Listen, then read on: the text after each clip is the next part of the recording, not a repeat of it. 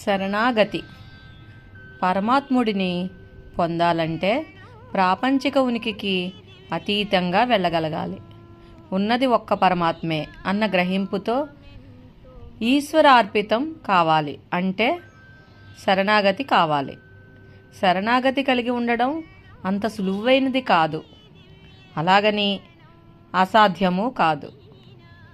శరణాగతితత్వం భక్తితో, కృతజ్ఞతతో, ప్రార్థనతో ముడిపడి ఉంటుంది. భక్తి అంటే భగవంతుని పట్ల ప్రేమే భక్తి, స్వస్వరూప అనుసంధానమే భక్తి, అనన్య దైవ చింతనయే భక్తి, సమస్త ఆచార వ్యవహారాలను భగవంతుడికి అర్పించడమే భక్తి. ఆత్మానుభవం పొందడానికి ఏ విషయాలైతే ఆటంకాలుగా ఉన్నాయో వాటిని వదిలించుకోవడమే భక్తి. ఇటువంటి భక్తిని దాటి పొందాల్సినది శరణాగతి. భక్తిలో మనస్సు కరిగిపోయి తీవ్రస్థాయికి రావడమే శరణాగతి. అంటే భక్తి యొక్క పరాకాష్ఠ స్థితియే శరణాగతి. కృతజ్ఞత అంటే ఉత్కృష్టమైన మానవ జన్మనిచ్చి మన మీద అపార దయతో అన్నీ సమకూర్చుతున్న సర్వశక్తివంతుడైన సర్వేశ్వరుడు యందు ప్రేమతో ఉండి తనచే సృజింపబడిన సమస్త సృష్టి యందు ఆ భగవంతుడినే దర్శిస్తూ అన్ని వేళల్లో అన్నింట దయతో ప్రేమతో ఉండడమే కృతజ్ఞత. ప్రార్థన అంతరంగపు నైర్మల్యాలను తొలగించేదే ప్రార్థన. ప్రార్థన అంటే అంతర్యామి ముందు అంతరంగ ఆవిష్కరణ, అంతర్శుద్ధికై పవిత్ర ప్రయత్నం, అనంతునికై అంతరంగ నివేదన. విషయ జ్ఞానం నుండి ఆత్మజ్ఞానం వైపు తీసుకెళ్లగలిగేదే ప్రార్థన. జీవాత్మను విశ్వాత్మలో విలీనం చేసేదే ప్రార్థన. అంతేగాని ప్రార్థన యాచనలో ఉండకూడదు. భగవంతుడి దగ్గర భక్తుడిగా ఉండాలి, భిక్షగాడుగా కాదు. క్రమేపీ భక్తి, కృతజ్ఞత, ప్రార్థన తదితర అభ్యాసాలని దాటి భక్తుడు భగవంతుడు అన్న ద్వైత భావమును అధిగమించి ఉన్నది పరమాత్మ యొక్కటే అన్న ఆత్మభావన స్థితికి రావడమే శరణాగతి పొందడం. అయితే నోటితో చెప్పడం అంత తేలిక కాదు శరణాగతి. అసలు శరణాగతి అంటే వ్యక్తి భావనను విడిచిపెట్టి పరిపూర్ణంగా ఈశ్వర ఇచ్ఛకు కట్టుబడి ఉండుట. అంటే ఈశ్వర సంకల్పమే నా సంకల్పము, ఆయన ఇష్టమే నా ఇష్టము అనే దృఢ విశ్వాసం కలిగి ఉండుట. ఏ పరిస్థితుల్లోనైనాను, ఏ సంఘటనల యందైనను చరించక స్థితప్రజ్ఞతతో ఉండగలగడం. దేహాత్మ బుద్ధిని వదులుచుకొని ఇతర చింతన లేకుండా నిరంతరము ఆత్మచింతనలో ఉండుటయే శరణాగతి. అహంకారాన్ని, నేను అన్న భావాన్ని దాన్ని పుట్టుక స్థానమైన హృదయంలో నశింపజేయుటయే నిజమైన శరణాగతి. ఈశ్వరుడు లేక ఆత్మ తప్ప వేరేమీ లేదన్న జ్ఞానము, ఆత్మ తప్ప నేను నాది అంటూ ఏమీ లేదన్న అనుభవ జ్ఞానము కలిగినప్పుడే శరణాగతి అలవడుతుంది. తన ఉనికికి మూల కారణమైన దానికి తనని తాను అర్పించుకోవడమే శరణాగతి. శరణాగతి చెందిన సాధకునికి సంకల్పాలు, ఇష్టాయిష్టాలు అంటూ ఉండవు.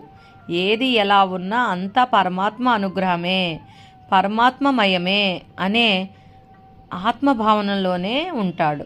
సర్వము నీవే, నీ ఇచ్ఛ ప్రకారమే కానివ్వు అనే స్థితిలో ఉంటూ భగవంతుడు ఏది అనుగ్రహిస్తే దానితోనే పరిపూర్ణ సంతుష్టుడై ఉంటాడు. సర్వత్రా సర్వేశ్వరుడునే చూస్తాడు. త్రికరణాలతో చేసే ప్రతి పనికి భగవంతుడే ధ్యేయమై ఉంటాడు. శరణాగతి, ఆత్మవిచారణ రెండూ వేరువేరు పేర్లున్న అభ్యాసలే అయినా రెండూ ఒకటేనని, ఆత్మ సాక్షాత్కారంకు ఈ రెండే ఉత్తమమైన పద్ధతులని శ్రీరమణులు అనగా రామానుజాచార్యుల వారు శరీరం విడిచిపెట్టడానికి సిద్ధంగా ఉన్న తరుణంలో వారి శిష్యులందరూ వారి చుట్టూ చేరి చివరి మాట ఏదైనా చెప్పండి అని అడుగగా, నేను శరీరం విడిచిపెట్టిన తర్వాత శరణాగతి ద్వారా తప్పించి ఇతరత్రా మార్గాల ద్వారా కూడా మోక్షం వస్తుందని ఎవరైనా చెబితే మీరు వారి మాటలు నమ్మవద్దు అని రామానుజాచార్యుల వారు అన్నారు. పరిస్థితులు అనుకూలంగా ఉన్నా ప్రతికూలంగా ఉన్నా దీర్ఘ శరణాగతిలో నిలబడి ఉండాలి. ఆచరణపూర్వకమైన శరణాగతి చెందినప్పుడే ఈశ్వరానుగ్రహం కలుగుతుంది.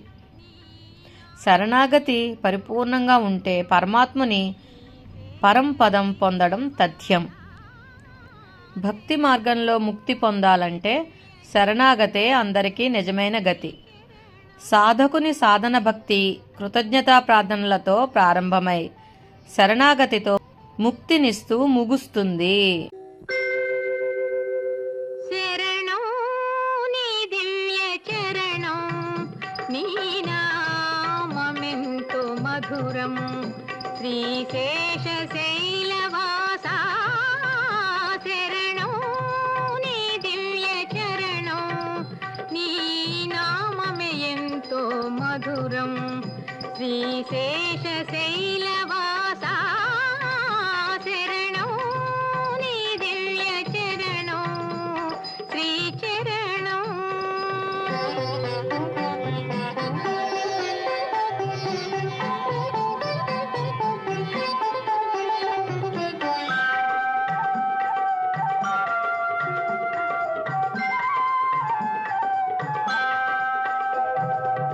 భక్తుల బ్రోచే స్వామివి నీవే, పేదల పాలిటి పెన్నిధి నీవే.